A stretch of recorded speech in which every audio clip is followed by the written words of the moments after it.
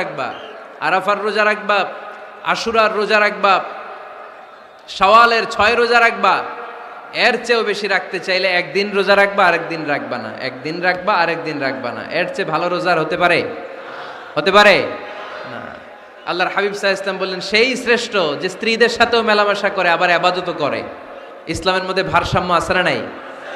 তাহলে বোঝা গেল আল্লাহর হাবিব সাল্লাল্লাহু আলাইহি ওয়াসাল্লাম আল্লাহর সবচেয়ে কাছের, তিনি সবচেয়ে বড় মুত্তাকি। ফেনীবাসী আওয়াজ করে বলেন তো, আমার নবীর চাইতে বড় মুত্তাকি হওয়া যাবে? আমার নবীর চাইতে বড় আল্লাহওয়ালা হওয়া যাবে?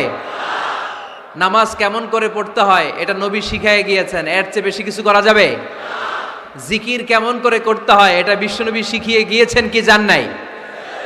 বিশ্বনবীর শিখানো পন্থার বাইরে নতুন পন্থায় জিকির করা যাবে? তাহলে আল্লাহ এবং আল্লাহ রাসূল যা শিখিয়েছে এটাই ফাইনাল। আল্লাহ আল্লাহ রাসূলের কথার উপরে আমরা দ্বিতীয় কোনো কথা বলতে চাই না। এটা হচ্ছে 1 নাম্বার গাইডলাইন।